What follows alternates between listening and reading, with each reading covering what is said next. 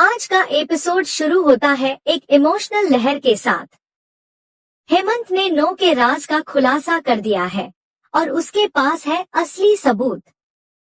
कहानी वीरानी हाउस के शांत महल से लेकर महर के दिल तक पहुंचती है, जहां हर दिन कुछ नया ट्विस्ट देखने को मिलता है।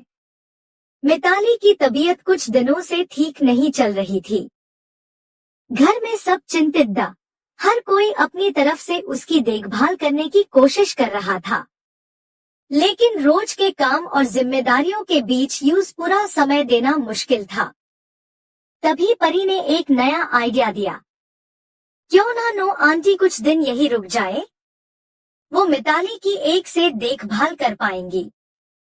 सबको ये बात पसंद आई। महर ने मुस्कुराकर कहा, अगर नो को कोई दिक्कत ना हो तो कुछ दिन यही रुक जाओ। नो के चेहरे पर एक हल्की सी मुस्कान थी। उससे लगा जैसे किस्मत ने यूज एक और मौका दिया हो। दिल के कोने में एक नई फीलिंग जग रही थी। वो महर के सादगी भरे स्वभाव से हमेशा प्रभावित रही थी। रात होती है, सब अपने कमरों में जा चुके हैं। नो बालकोनी में बैठी है, हवा चल रही है। तभी परी आती है और उसके पास बैठ जाती है। थोड़ी देर चुप रहकर वो कहती है, पता है आंटी, मुझे लगता है पापा आपको पसंद करते हैं। तभी तो उन्होंने खुद आपको रुकने के लिए कहा। नो मुस्कुरा कर रह जाती है, लेकिन अंदर से उसके दिल में कुछ हलचल होती है। वो धीरे से कहती है, शायद तुम्हारी बात में सच्चाई हो परी। महर बहुत एक इंसान है और शायद मैं भी उनसे लगाव महसूस करने लगी हूँ।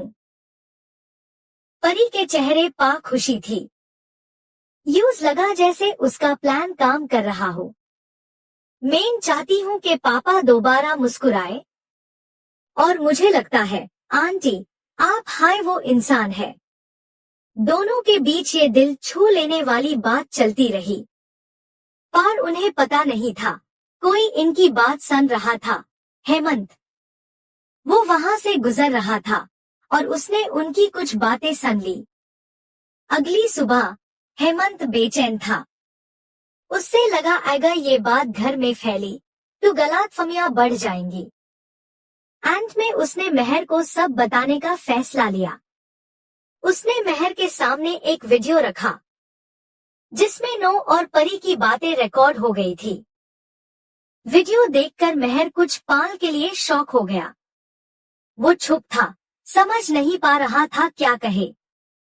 फिर धीरे से बोला, नो, मैं आपकी इज्जत करता हूँ, लेकिन जो सुना है उसने मुझे सोचने पर मजबूर कर दिया है। क्या ये सच है कि आप मियां परिवार के इतने करीब आने की कोशिश कर रही थी? नो की आंखों में आंसू आ गए। वो बहुत शांति से बोली, महर, मेरा इरादा कभी किसी को दुख पहुंचाने का नहीं था।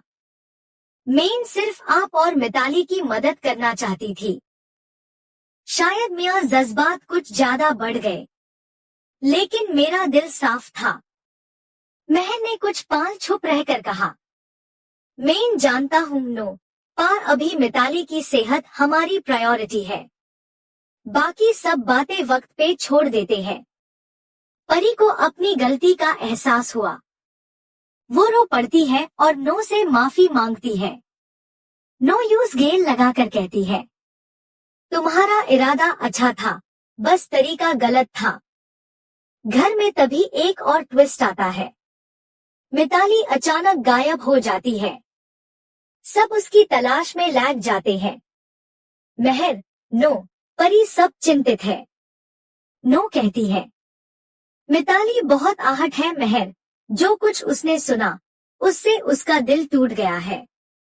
क्यों उससे समझना होगा, दांतना नहीं। महर उसकी बात सुनकर गुम रह जाता है और कहता है, मैं अंगद से बात करूंगा, सब कुछ साफ करना होगा। लेकिन नो यूज याद दिलाती है, अंगद ने जो किया वो गलत नहीं था। कभी कभी हालात इंसान से कठिन फैसले करवा लेते हैं। इसके साथ कहानी का नया मोड़ आता है। रणविजय का बदलता व्यवहार। वो मिताली के साफ दिल और सादगी से प्रभावित होता है। एक शाम वो मिताली से कहता है, अगर मुझे दोबारा मौका मिलता तो मेन परी नहीं, तुम्हें चुनता। मिताली शांत स्वर में कहती है, रणविजय, मेन किसी ऐसे इंसान को नहीं चुन सकती जो अपने फैसलों पर टिकना सीख। परी तुम्हारी पसंद थी और तुम्हें उसके साथ रहना चाहिए। रणविजय के पास कोई जवाब नहीं था। मिताली घर से निकल जाती है। थोड़ी शांति चाहती है। रात अंधेरी है, हवा तेज चल रही है। एक आदमी यूज रोकता है, मैडम, इस इलाके में मत जाइए, रात में अजीब बातें होती है। पर मिताली मुस्कुरा कर कहती है, मैं ठीक हूँ, और आगे बढ़ जाती है। कुछ हाई देर में यूज अजीब आवाजें सुनाई देती है। सर घूमता है और वो बेहोश हो जाती है। सुबह जब होश आता है, वो धीरे से कहती है, शांतिनिकेतन के लोगों को खबर दे दूं। दूसरी तरफ वृंदा और अंगद के बीच एक गहरी बात चल रही होती है। वृंदा कहती है, मिताली ने मुझसे माफी मांगी है, मुझे लगता है तुम्हें यूज एक मौका देना चाहिए। अंगद चुप है। वृंदा पूछती है, क्या तुम मिताली से प्यार करते हो? अंगद कहता है, मुझे नहीं पता प्यार क्या होता है। फिर अंगद पलटकर पूछता है, और तुम? क्या तुम सुभाष से सच में प्यार करती हो? वृंदा कहते ही रुक जाती है। नहीं, लेकिन अब मैं पीछे नहीं हट सकती। कभी कभी रिश्ते निभाने पड़ते हैं, चाहे दिल कुछ और चाहे।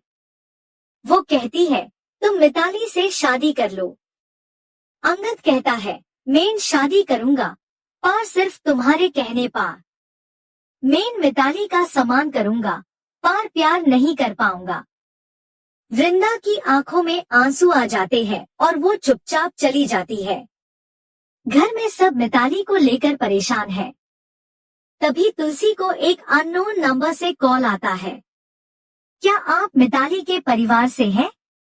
वो बेहोश मिल गई थी, पर अब ठीक है, लोग यूज घर ला रहे हैं। सब शौक में है। नो कहती है, अब मिताली को आराम चाहिए। उससे किसी भी तनाव से दूर रखा जाए। मिताली लौट आती है। वो थाकी हुई, कमजोर दिख रही होती है। महर यूज संभलता है, यूज पानी देता है। वो पूछती है, मुझे क्या हुआ था? सब इतने परेशान क्यों है? नो उसके माथे पर हाथ रख कर कहती है, अब सब ठीक है, तुम बस आराम करो। अंगद आगे बढ़ता है और कहता है, अब वक्त है सब पुरानी बातें भूलने का, हम एक नई शुरुआत करेंगे। लेकिन तुलसी तुरंत रोकती है। अंगद, एक बार फिर सोच लो। मिताली अभी पूरी तरह ठीक नहीं हुई है।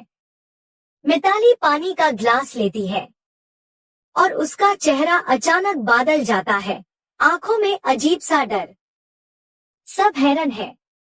महाराज वहां आते हैं और कहते हैं, मैडम वही जगह गई थी जहां अजीब चीजें होती है। तुलसी कहती है, ऐसे शब्द मत कहो। यूज डरने की नहीं, संभालने की जरूरत है। धीरे धीरे मिताली संभलती है। महर घर के काम और डॉक्यूमेंट्स सेट करता है। तुलसी कहती है, मिताली के ठीक होते हाय हम अगला फैसला लेंगे। फिलहाल यूज शांति चाहिए। लेकिन एक और धमाका होता है।